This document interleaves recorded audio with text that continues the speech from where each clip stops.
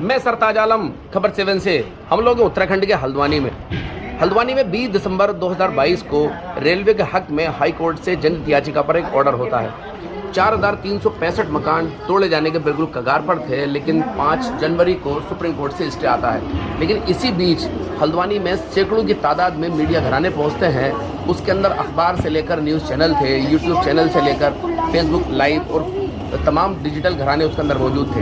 बहुत सारे लोग तो ऐसे थे जो यहाँ की ज़मीनी धरातल पर जो हकीकत थी वो दिखा रहे थे, लेकिन बहुत सारे लोग ऐसे भी थे जो 4365 मकान यहाँ पर रहने वाले हैं। उसके अलावा जो यहाँ पर सरकारी इमारत यहाँ पर खड़ी हैं, सहूलतें यहाँ पर हैं, उन सब सहूलतों को यहाँ पर बसाने वाले लोगों को घुसपैठिया करार दे रहे थे, जिहादी करार दे रहे थे। और उनका कहना था कि ये जो डेवलपमेंट है ये सब कांग्रेस ने किया है एक साजिश के तहत। और उन पर इल्ज़ाम ये भी था कि अपना वोट बैंक बचाने के लिए, अपना वोट बैंक स्थापित करने के लिए ये सब कांग्रेस कर रही थी।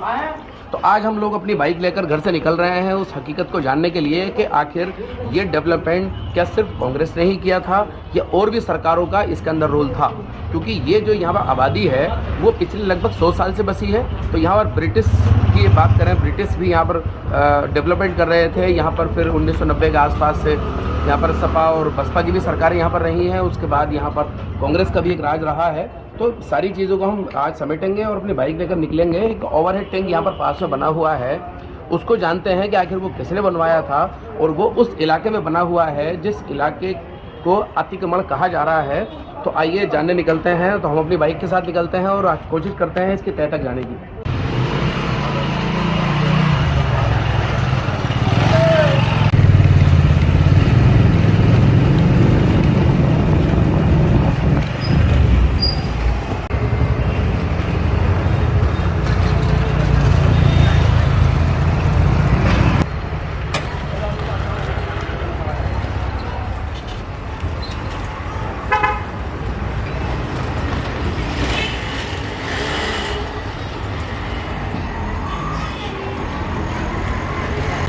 अब हम आ गए हैं राजकीय प्राथमिक विद्यालय, जिसको कि अंग्रेज़ों ने बनाया था। ब्रिटिश टाइम पर यह स्कूल बना हुआ है।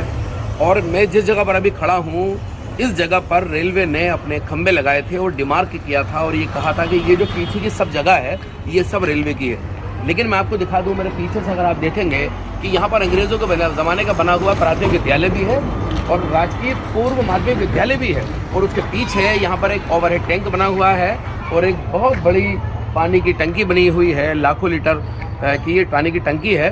तो आज हम इसकी पड़ताल करने चाहेंगे कि ये पूरे इलाके को किसने डेवलप किया और कौन कौन से दलों का इसके अंदर रोल था।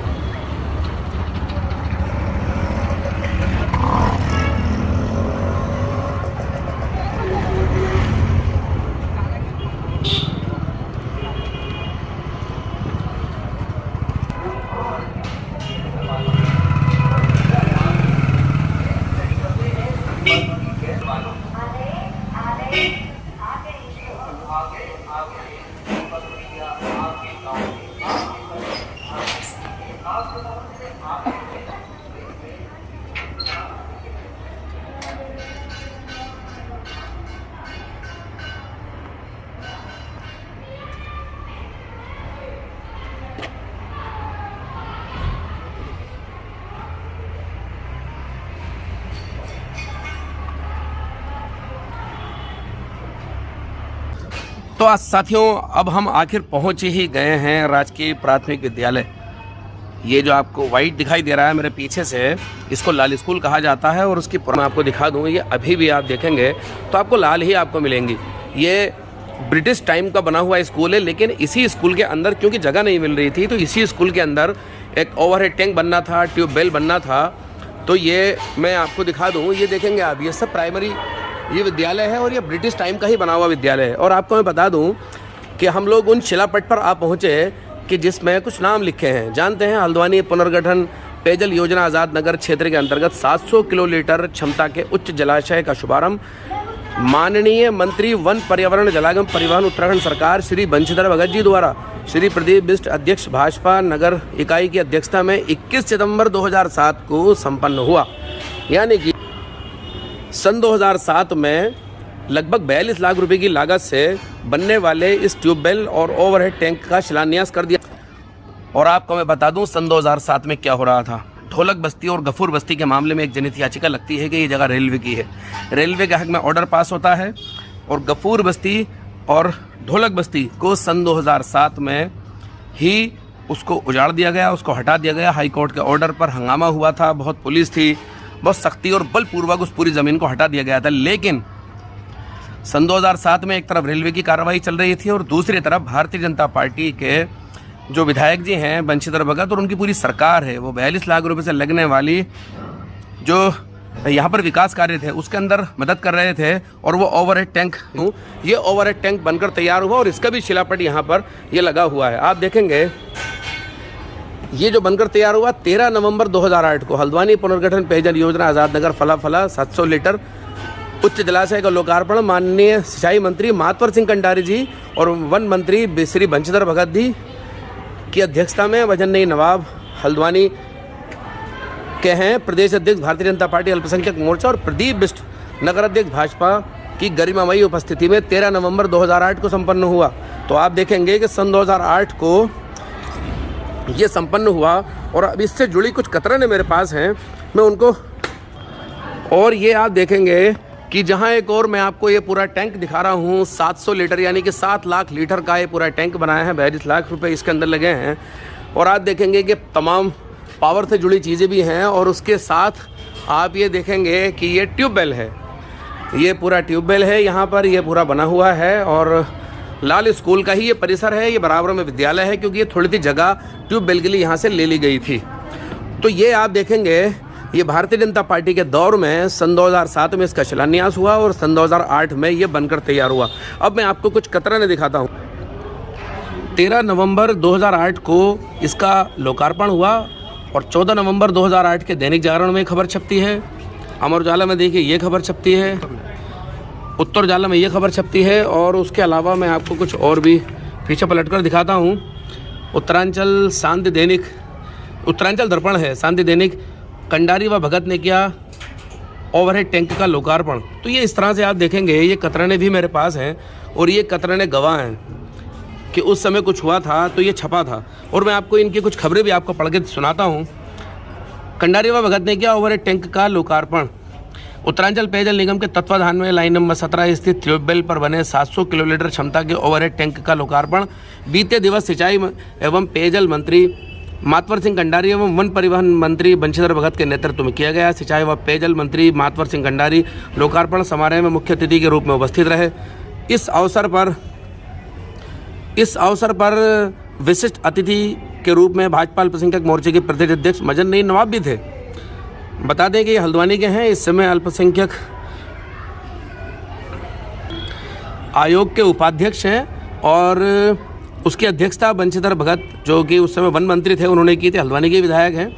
और वो कहते हैं कि बनबुलपुरा के विकास में मील का पत्थर साबित होगा ओवरहेड टैंक। उन्होंने कहा कि कांग्रेस सरकार सिर्फ वायदों की सरकार थी लेकिन भाजपा सरकार धरातल पर विकास कर रही है। आप ये देखिए, मैं इसको मेंशन कर दूं, इस तरह की खबरें छपी। उन्होंने ओवरहेड टैंक का निर्माण में भाजपा अल्पसंख्यक मोर्चे के प्रदेश अध्यक्ष नवाबों के प्रयासों की भी सराहना की।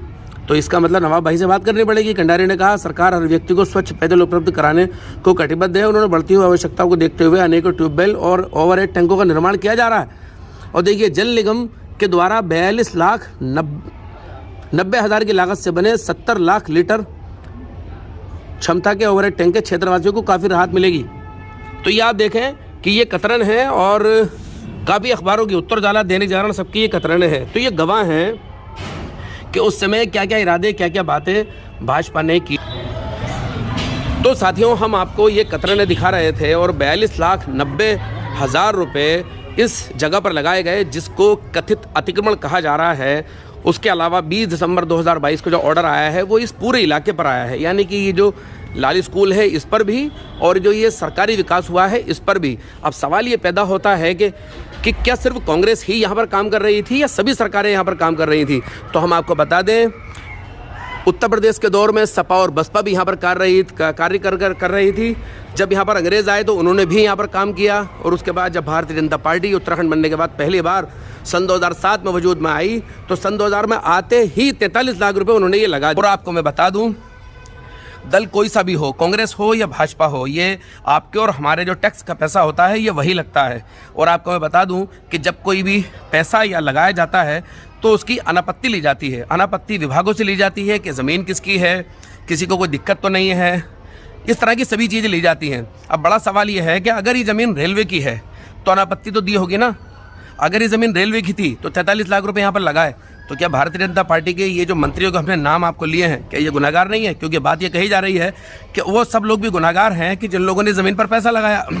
हालांकि ये अलग मसला है कि यहाँ पर रहने वाले लोग इस ज़मीन को अपना बता रहे हैं, क्योंकि ब्रिटिश टाइम पर ये जो लाली स्कूल बना है ये बड़ा गवाह है, ये बड़ा गवाह है कि ये ज़मीन यहाँ पर रहने वाले लोगों की है। क्योंकि यहाँ पर इनके पास पट्टे हैं, इनके पास फ्री होल्ड प्रॉपर्टीज़ भी हैं, इनके पास कस्टोडियन भी है, उसके अलावा इनके पास यहाँ पर राजस्व की भी ज़मीन है जो कि दान में, यहाँ से पीछे ही अगर आप देखेंगे तो चिराग अली साहब का मैदान है, उस ज़मीन को उस समय ब्रिटिश ने दान में दी थी। तो ये मसला अभी तो सुप्रीम कोर्ट में चल रहा है, लेकिन पड़ताल ज़रूरी है कि आखिर यहाँ पर सिर्फ कांग्रेस ने ही काम किया या भारतीय जनता पार्टी ने भी काम किया।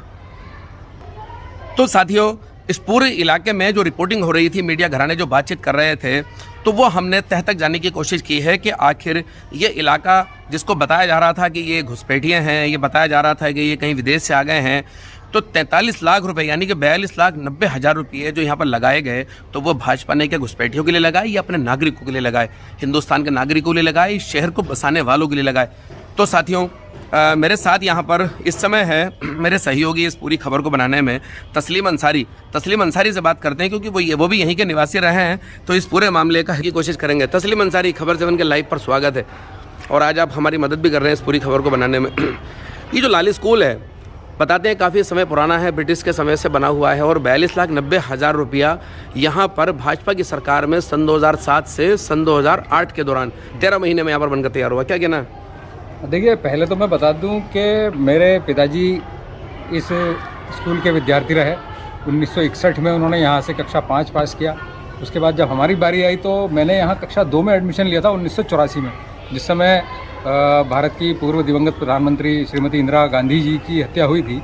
उस वक्त मैं इस विद्यालय में मेरा पहला साल था, और वो पूरा घटनाक्रम मुझे बहुत अच्छे से याद है कि कहाँ कहाँ क्या क्या बवाल हुए थे। तो उसके बाद 1988 तक मैं यहाँ पर छात्र रहा, कक्षा 5 मैंने यहाँ से पास किया।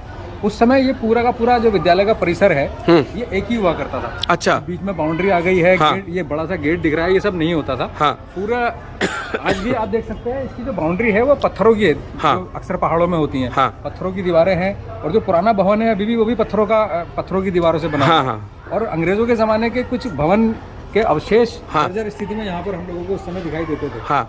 तो उसके बाद हमारे यहाँ से पास आउट होने के कुछ साल के बाद यहाँ पर एक और विद्यालय मर्ज हुआ इसमें, जो शायद जूनियर हाई स्कूल अभी भी यहाँ पर चल रहा है। हाँ। लेकिन फिर धीरे धीरे समय की जब डिमांड आई और पानी की समस्या से निपटारे के लिए अक्सर लोग पानी की दिक्कत हो जाती थी, लोग आंदोलन और धरने प्रदर्शन करते रहते थे। उसमें बहुत सारे लोग थे जो करते रहते थे। कई बार धरने प्रदर्शनों में हम भी हिस्सा लेते थे जब बड़े हो गए थे वो समाज। हाँ।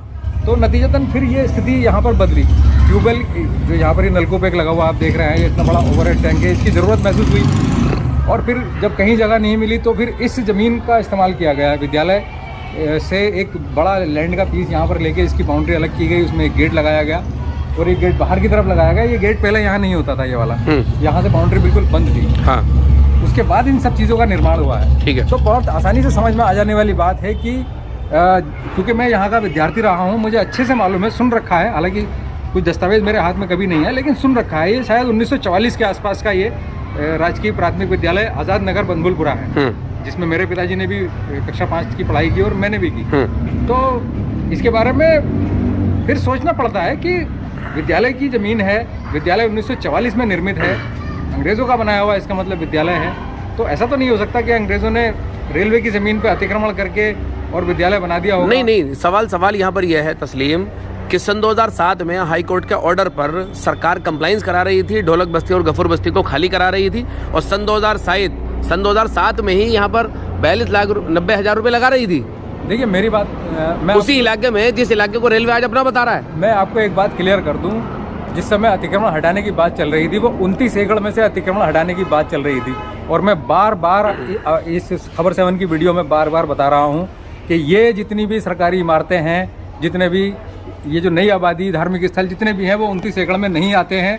29 एकड़ से जब बाहर निकल के नोटिस सर्व किए हैं रेलवे द्वारा, तब ये सारी इमारतें और सारी नहीं तो लोचा कौन कर रहा है? सरकार कर रही है लोचा या रेलवे कर रही है लोचा? पहले तो रेलवे ने 29 एकड़ से बाहर जाकर नोटिस सर्व किए। हाँ। अंग्रेजों के जमाने के एक विद्यालय तक को रेल भूमि पर निर्मित बता दिया गया। हाँ। इस तरह से, और अब राज्य सरकार ने उससे अपनी आंखें मूंद ली।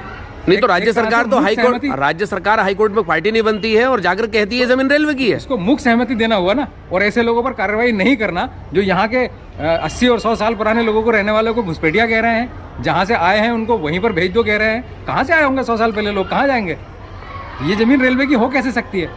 सवाल तो उठना लाजिम है ना। जो सरकार यहाँ पर 43 लाख रुपए लगा रही थी, उनको मालूम था उस समय कि ये जमीन, मैं यही कहना चाह रहा हूँ, जिस सरकार ने यहाँ पैसे लगाए हैं उनको अच्छे से मालूम था कि ये जमीन रेलवे की नहीं है, और आज भी उनको अच्छे से मालूम है। वो सिर्फ मुख्य सहमति दे रहे हैं रेलवे को कि वो हमारा नुकसान कर सकती है तो कर ले।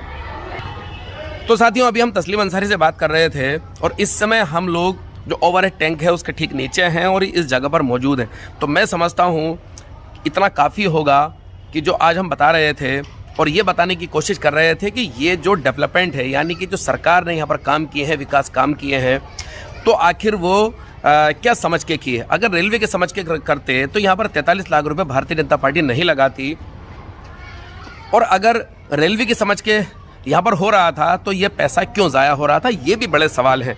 क्योंकि यही सवाल सुप्रीम कोर्ट में भी न्यायाधीशों ने उठाए हैं कि वहाँ पर जो सरकारी काम हुआ है तो फिर वो कैसे हुआ है। तो मैं समझता हूँ ये काफ़ी होगा जो हम आपको ये पहुँचाने की कोशिश कर रहे थे कि आखिर यहाँ पर सिर्फ कांग्रेस ने ही यहाँ पर इन लोगों को बसाया या इसमें सभी दलों के लोगों का सहयोग रहा है यहाँ पर इस डेवलपमेंट में। तो मैं समझता हूँ ये काफ़ी होगा, लेकिन मुझे ऐसा लगता है ये ना काफ़ी है, क्योंकि इसमें एक नाम छपा है मजन साहब का। वो हल्द्वानी के ही हैं, इसी बस्ती के हैं, मजन नईम नवाब, प्रदेश अध्यक्ष भारतीय जनता पार्टी अल्पसंख्यक मोर्चा। तो नवाब साहब के पास चलते हैं और कोशिश करते हैं कि आखिर इस सब में कितनी सच्चाई है, कि क्या वाकई यहाँ पर भाजपा के दौर में ये ओवरहेड टैंक बना या किसी और ने बना दिया। क्योंकि जिस तरह से डिजिटल मीडिया पर खबरें चल रही हैं उससे घोषित कर दिया गया है कि इन लोगों को घुसपैठिया करार दिया जाए और इन लोगों को यह कह दिया जाए कि इसको सिर्फ कांग्रेस ने ही यहाँ पर काम किया। इस पर कोई दो राय नहीं कि आज़ादी के बाद से कांग्रेस रही है, तो जाहिर सी बात है कि जो बड़ा डेवलपमेंट है वो कांग्रेस ने ही किया है। लेकिन जब सरकारें बदलती हैं तो अधिकारी तो वही रहते हैं, योजनाएं भी वही रहती हैं, लोगों की ज़रूरतों के हिसाब से काम होता है, सचिवालय से लेकर एक पटवारी तक काम होता है। तो साथियों, अब हम लोग चलते हैं मजन नईम नवाब साहब के पास और जानने की कोशिश करते हैं कि आखिर इस पूरे मामले में उनका क्या रुख है। चले तो चले फिर, चलिए फिर।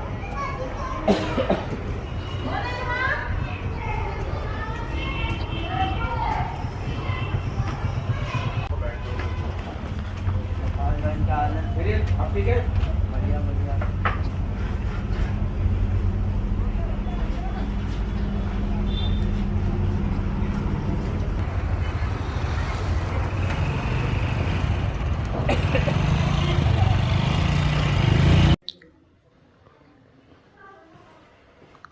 तो साथियों, अब हम आ गए हैं मजन नईम नवाब साहब के घर, जिनका नाम आपने देखा वह पत्थर में गुदा हुआ था और वो यहीं पर बैठे हैं। उनका बड़ा शानदार सा कार्यालय है और आप देखेंगे कि यहाँ पर जो बीजेपी के बड़े लीडर हैं उनकी तस्वीरें भी यहाँ पर लगी हैं और मेरे साथ यहाँ पर मजन नईम नवाब साहब हैं। अब मैं उनसे कुछ सवाल जवाब करेंगे और जानने की कोशिश करेंगे कि 42,90,000 रुपये जो वहाँ पर उस समय भारतीय जनता पार्टी की सरकार ने लगाए, तो क्या वो रेलवे की जगह पर लगाए या खुद वो मानते हैं कि वो रेलवे की जगह नहीं है, क्योंकि मामला अभी भी सब जुडिस है। तो साथियों, यहाँ पर मजन नईम नवाब जो कि उत्तराखंड अल्पसंख्यक आयोग के उपाध्यक्ष हैं, तो उनसे वही सवाल करते हैं जिनका हम अभी एक लंबी स्टोरी में आपसे जिक्र कर रहे थे। तो मैं अब नवाब साहब की ओर कैमरा किए देता हूँ। नवाब साहब, खबर 7 के लाइव पर आपका बड़ा इस्तकबाल है। आपका बहुत बहुत स्वागत है। नवाब साहब, आज हम लोग लाइन नंबर 17 में हम स्टोरी करने निकले क्योंकि लगातार बहुत सारे मीडिया घरानों ने इस बात को कहा कि ये जो ज़मीन है वो रेलवे की ज़मीन है। ये कहा कि ये घुसपैठिए लोग हैं, बाहर से लाकर बसा दिए गए हैं और यहाँ पर विशेष तौर पर कांग्रेस ने ही यहाँ पर डेवलपमेंट किया, आपकी सरकार ने कोई डेवलपमेंट नहीं किया। लेकिन आज जब हम लोग ट्यूबवेल पर पहुँचे तो वहाँ पर सन 2007 में आपने उसका शिलान्यास किया और उसके बाद सन 2008 में उसका लोकार्पण दो मंत्री थे, मातवर सिंह कंडारी जी और बंशीधर भगत जी भी वहाँ पर थे, और उसमें आपके काफ़ी प्रयास रहे। आज हम लोगों ने वो सब चीज़ें देखी। तो मैं यहाँ पर आपसे जानना चाहूँगा नवाब भाई कि वो जो अगर ज़मीन रेलवे की है तो वहाँ पर 42,90,000 रुपये आपने क्यों लगाया, और अगर आपने वहाँ लगाया है तो आप ये बताइए। देखिए, क्योंकि ये प्राइमरी पाठशाला जो स्कूल है वहाँ पर, वो मेरे ख्याल से, मेरा लगभग मानना है कि 90 से 100 साल पुराना है, मेरा मानना है। जी जी। और उस स्कूल के अंदर जो उसकी जगह थी, वो स्कूल जब कभी बना होगा तो नगर पालिका के अधीन था, और नगर पालिका ही प्राइमरी पाठशाला स्कूल चलाती थी जी। और नगर पालिका के अधीन सारे उत्तराखंड के स्कूल होते थे उस समय। बाद में शिक्षा विभाग को वो स्कूल ट्रांसफ़र हो गया, ठीक है। और नगर पालिका ने उस स्कूल को बनाया, नगर निगम की नजूल की भूमि पर बनाया, सरकारी भूमि पर बना। रेलवे की भूमि पर तो स्कूल नहीं बन सकता था जी। और स्कूल के मैदान में वो ट्यूबवेल आम लोगों की, जनता की सुविधा के लिए, क्योंकि वहाँ पानी का हाहाकार मचा था बनमुलपुरा क्षेत्र में 2007 में, और हमने उसके लिए बहुत आंदोलन उस समय जब कांग्रेस सरकार में किए 2006 में, तो उसको, हमारी बात को नहीं सुना गया। हमने ये वादा किया था 2007 में अगर हमारी सरकार आएगी तो हम सबसे पहले यहाँ से शुरुआत करेंगे, ट्यूबवेल बनाएंगे जी। माननीय बंशीधर भगत जी यहाँ के विधायक थे, और उन्होंने भी ये ऐलान किया था मंच से कि अगर मुस्लिम समाज में सबसे बड़ी पानी की किल्लत है, उस पानी की किल्लत को देखते हुए अगर मैं जीतूंगा और मैं यहाँ का विधायक बनूंगा और सरकार भारतीय जनता पार्टी की आएगी, तो उस भारतीय जनता पार्टी की सरकार में ये विकास होगा। और ये विकास जो हुआ है भारतीय जनता पार्टी की सरकार में, ये ट्यूबवेल लगाया, हमने लगाया ये ट्यूबवेल जी। और ये ज़मीन अगर रेलवे की थी तो रेलवे ने उस समय आपत्ति क्यों नहीं की? हम तो इसको रेलवे की ज़मीन नहीं मानते, क्योंकि ये तो स्कूल के आंगन में है, स्कूल के मैदान में है जी। और ये स्कूल शिक्षा विभाग की ज़मीन नगर पालिका द्वारा ट्रांसफर की गई और इसमें नगर पालिका द्वारा अनापत्ति प्रमाण पत्र दिया गया। तो मतलब 42,90,000 रुपये, जो कि देखो आवाम की बड़ी खून पसीने की कमाई होती है, और आज वो वहां पर लगी है, और जिस तरह से कोर्ट का ऑर्डर था, अगर स्टे नहीं आता तो कोई बड़ी बात नहीं थी, उस सबको हटा दिया जाता और आवाम का पैसा भी खराब होता। कोर्ट के मामले में मैं टिप्पणी करूं अच्छा नहीं लगेगा जी। मैं तो इसको ये मानता हूं कि हमारा पक्ष या तो हम रख नहीं पाए हाई कोर्ट में जी, और या हमारे पक्ष को सही तरीके से सुना नहीं है, मेरा अपना मानना है जी। क्योंकि देखिए, एक स्कूल नहीं है जी, 2 स्कूल है वहाँ, जी। इसके अलावा बहुत सारी मस्जिदें हैं और वक्फ संपत्तियां हैं 100 साल से ऊपर की, जी। और बहुत सारी ऐसी संपत्तियां हैं उस स्कूल की लाइन में जो सन 47-48 में जब हिंदुस्तान पाकिस्तान का बंटवारा हुआ, उसमें जो लोग पाकिस्तान चले गए उनकी ज़मीन, उनके मकान कस्टोडियम में आने के बाद ऑक्शन हुए, वो ज़मीनें भी उसमें है। नहीं, मेरा सवाल, मैं बिल्कुल आपकी बात पर सहमत हूँ जी, जी। कि वो ज़मीन रेलवे की नहीं है, मेरा मानना है, क्योंकि वो ज़मीन जो है वो नजूल है या वो शिक्षा विभाग की है या नगर निगम के क्षेत्र में आती है जी। क्योंकि नगर निगम जो नजूल की भूमि का मैनेजमेंट करता है, बिल्कुल केयरटेकर होता है, उसको देख रख करता है। जी, जी। और वो जमीन को बाकायदा जो है उन्होंने अनापत्ति दी है। तो मतलब और उसका उदाहरण मैं बताऊं आपको, जी, जी। वहां अभी बीच में कुछ अतिक्रमण हुआ, 2-3 बहुत बड़े मकान टूटे, मलिक के बगीचे में टूटे या स्कूल के आगे अतिक्रमण हुआ जी, नगर पालिका ने उसको भी तोड़ा है। यानी उससे भी साफ होता है कि राज्य सरकार की ये भूमि है। भाई ये चीज तो साफ है, क्योंकि आज तक रेलवे ने कभी भी अपनी जमीन की, अगर उसकी जमीन थी तो उनने कोई सुरक्षा तो करी नहीं। 10 बार अतिक्रमण हटाने की नौबत आई तो नगर निगम ने हटाया, ये सबसे बड़ा प्रश्न है। नहीं, मेरा सवाल यहाँ पर और आगे बढ़ता है नवाब भाई, जिस तरह से बहुत सारी जगहों पर ये कहा जा रहा जमीन जो है सरकारी जमीन है और सरकार का ट्यूबवेल लगा है, सरकार के द्वारा ये पैसा दिया गया और भारतीय जनता पार्टी की सरकार के समय में ये पैसा माननीय खंडूरी जी के नेतृत्व में जो मुख्यमंत्री थे उस समय, हम उनसे ये पैसा लाए थे और उस टाइम पेयजल मंत्री जो थे वो मातवर सिंह कंडारी जी थे, उनके द्वारा इसका शिलान्यास किया गया और माननीय बंशीधर भगत जी विधायक होने के नाते उस शिलान्यास में भी और उसके उद्घाटन में भी रहे। चलिए, तो बहुत बहुत शुक्रिया मेरे साथ यहाँ पर बात करने के लिए नवाब भाई। तो अभी हम मजन नईम नवाब साहब से आपको ये पूरा खुलासा इस बात का करा रहे थे कि वो जो जगह है वो किसकी है। उनका पर्सनल मानना ये है कि वो ज़मीन रेलवे की नहीं है। इसी कारण आवाम की खिदमत के लिए भारतीय जनता पार्टी ने उस समय 42,90,000 रुपये वहाँ पर लगाया। और इससे ये वाजे भी हो गया कि जो दूर खड़े होकर इस बात को कमेंट कर रहे हैं, चाहे फेसबुक में करें, ट्विटर में करें या व्हाट्सएप ग्रुप में इस तरह की चीज़ें चल रही थी कि इन लोगों के एक सुनियोजित ढंग से इसको बसाया गया और कांग्रेस की सरकारों ने ही इसको बसाया। तो ये वाज़े हो जाता है कि यहाँ पर सिर्फ कांग्रेस ने ही काम नहीं किया, अपने अपने दौर में सब ने यहाँ पर काम किया है। चाहे वो सपा और बसपा की मिलीजुली सरकार रही हो उत्तर प्रदेश के वक्त में, ब्रिटिश टाइम में चाहे अंग्रेज रहे हों, उसके बाद कांग्रेस ने यहाँ पर काम किया। और उसके बाद जब भारतीय जनता पार्टी का सन 2007 में सरकार यहाँ पर बनी तो उन्होंने पेयजल के मामले में काम किया। और आपको मैं बता दूं कि ये जो ट्यूबवेल है ये सिर्फ बनभूलपुरा के लोगों को ही नफ़ा नहीं पहुँचाता, बल्कि ये रेलवे बाजार में सबसे पहले जाता है इसका पानी, और वहाँ से होते हुए फिर ये आज़ाद नगर को पूरा इसकी सप्लाई होती है। तो साथियों, हम ये कोशिश कर रहे थे कि ये जो कहा जा रहा था कि यहाँ पर सिर्फ कांग्रेस ने काम किया, तो आपको बता दूं रेलवे जिसको अपनी ज़मीन बता रहा है उस ज़मीन पर कांग्रेस ने भी काम किया है और भारतीय जनता पार्टी ने भी। तो यहाँ पर अल्पसंख्यक आयोग के उपाध्यक्ष मजन नईम नवाब जो कि भारतीय जनता पार्टी के बड़े नेता हैं, वो इस बात को हमसे यहाँ पर बता रहे थे कि हाँ, हमने ही पैसा लगाया है और ये समझ कर पैसा लगाया है कि राज्य सरकार की भूमि है, नगर निगम इसका केयर टेकर है, शिक्षा विभाग की भूमि है। तो साथियों, आपको हमारी ये खबर कैसी लगी बताना ना भूलें।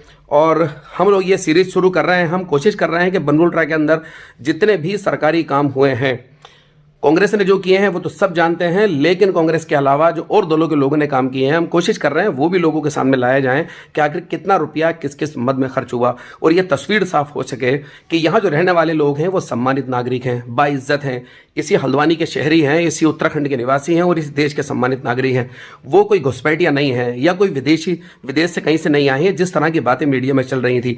तो साथियों, आपको हमारी ये खबर कैसी लगी बताना ना भूलें और हमारी इस लाइव वीडियो में भी आप कमेंट ढंग से करें, इस तरह का कोई इलीगल कमेंट ना करें।